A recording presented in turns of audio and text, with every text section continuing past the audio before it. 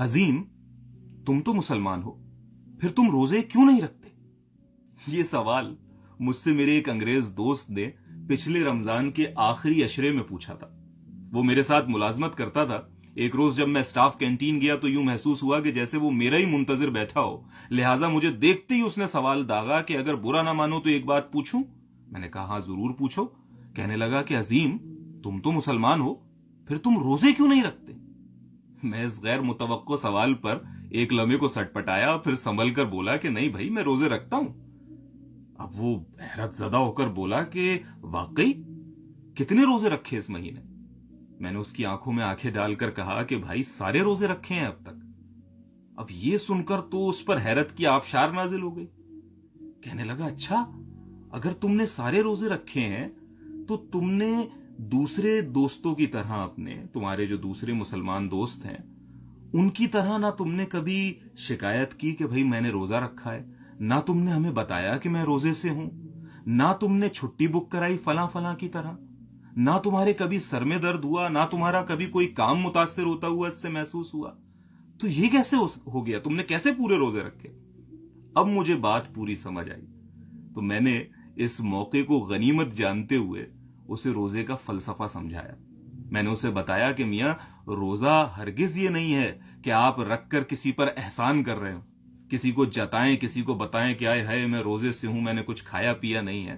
اور روزہ صرف یہ بھی نہیں ہے کہ آپ کھانا پینا چھوڑ دیں، بلکہ روزہ تو اس تقوی کے حصول کے لیے ہے جس کے تحت میں نے یہ دیکھنا ہے کہ میں اپنی آنکھ سے برا دیکھنا چھوڑ دوں، میں اپنے کان سے برا سننا چھوڑ دوں، میں اپنی زبان سے برے الفاظ نکالنا چھوڑ دوں۔ مجھے اپنے آپ کو ٹرین کرنا ہے، میں نے اپنے آپ کو ایک بہتر انسان بنانا ہے۔ ساتھ ہی مجھے اس بھوک کا احساس کرنا ہے کہ جو مجھ سے پیچھے رہ جانے والے لوگوں کو درپیش ہے۔ اس دنیا میں بے شمار لوگ ہیں کہ جن کے پاس پیٹ بھر کے کھانے کو موجود نہیں ہے، مجھے ان کا احساس کرنا ہے۔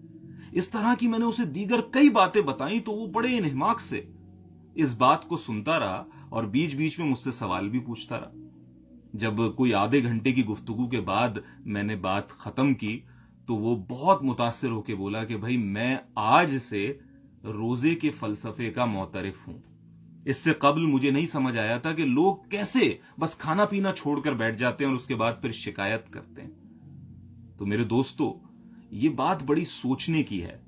جب ہم روزہ رکھتے ہیں نا تو ہمیں یہ بات فیصلہ کرنی ہے کہ کیا یہ روزہ ہم نے اللہ کے لیے رکھا ہے یا پھر لوگوں پر کوئی برتری جتانے کے لیے رکھا ہے، کہ ان کو بتاتے پھریں کہ بھائی میں روزے سے ہوں، میں روزے سے ہوں، اوہو آج تو میرے سر میں درد ہو رہا ہے، مجھے تو روزہ لگ رہا ہے، یا میں آج جلدی جا رہا ہوں جاب سے اور مجھ سے فلاں کام نہیں ہو رہا۔ کیا اس لیے رکھا ہے؟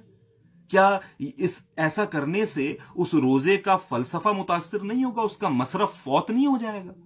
یہ بات سوچنے کی ہے، سمجھنے کی ہے۔ اور بالخصوص وہ لوگ جو میری طرح پاکستان سے باہر دیار غیر میں مقیم ہیں، جہاں پر ان کا غیر مسلموں سے سامنا ہوتا ہے، تو یہ سال کا وہ حصہ ہے یا یہ مسلمانوں کی وہ عبادت ہے جس کو دیکھ کر ان کے اندر کیوریوسٹی، انکویزیٹونیس بہت زیادہ بڑھ جاتی ہے۔ وہ یہ بات پوچھنا چاہتے ہیں، سمجھنا چاہتے ہیں کہ کوئی شخص پورا دن 14 گھنٹے 16 گھنٹے بغیر کھائے بغیر کچھ پیے کیسے رہ سکتا ہے۔ اور یہ ایک آئیڈیل موقع ہے کہ جس وقت ہم روزے کے فلسفے کو سمجھا سکتے ہیں، اسلام کے اصل فلسفے کو ان تک پہنچا سکتے ہیں، ایک بہترین دائی بن سکتے ہیں، یا پھر یہ دکھاوا کر کے کہ جی میں روزے سے ہوں جیسے ان کی ذات پر آپ کوئی احسان کر رہے ہیں، ایک نیگیٹو پیغام پہنچا سکتے ہیں۔ فیصلہ آپ کا ہے۔